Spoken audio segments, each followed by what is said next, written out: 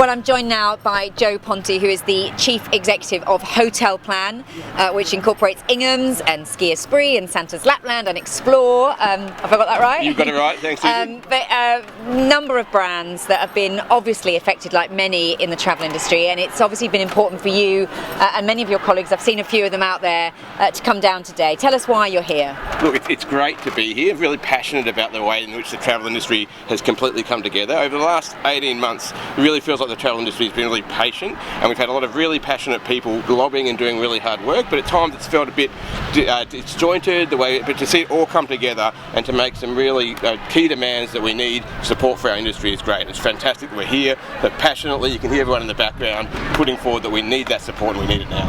So yeah, the two demands, we're needing support, sort of tailored support for the sector. We also want the government to use the system that they put in place and actually allow that to operate properly.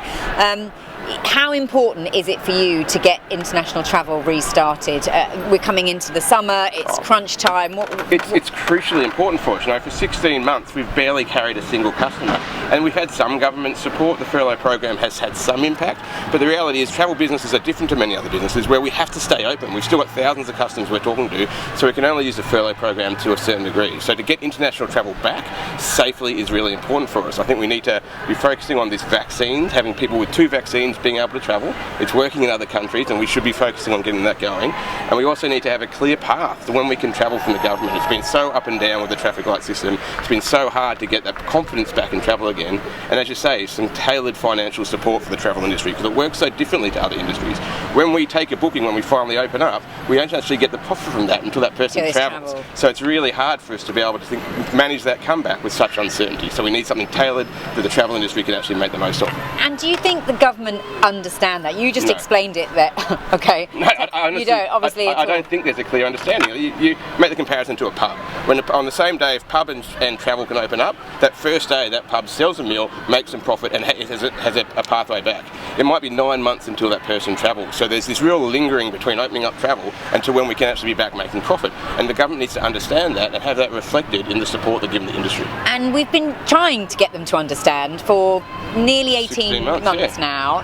And it feels like we're not any further forward. And why then now are we protesting like this, or lobbying? We're not protesting, we're lobbying, but why? Look, a few reasons. I think the travel industry has been incredibly patient. When all this started, we weren't saying, okay, we need to keep travelling. It's like, fair enough, it's in the public health interest that we have to stop. We're in it, and it's going to hurt, but we totally agree. Now we have the highest level of vaccinations in Europe. We're seeing other countries like Switzerland, where I have sister businesses, they are travelling and booking at rates higher than they did 2 years ago, and they're also carrying thousands of customers safely returning, and Switzerland's infection rate and hospitalisation has remained steady. So we now have a vaccination program that's been going really well, and we now have an ability to start thinking about travelling again. So the time has come for the travel industry, like we are today, to stand up and say, now we need some action. We've been very patient and we've all suffered, but if it goes on too long, you know, the travelling public are going to walk down the high street, and that travel agent they booked with all their lives, they're not going to be there anymore, because there's a lot of businesses under a tremendous amount of pressure. Yeah, absolutely. Now, a lot of your businesses are seasonal in the winter. You've already lost 2 winters pretty much, haven't you? Yes. We're now kind of focused on the summer and getting that started, but are you kind of confident that the winter will be really strong? I mean, I know you've got incredible bookings for Santa's Lapland, for example. You're sold out, and our ski program's booked up really well.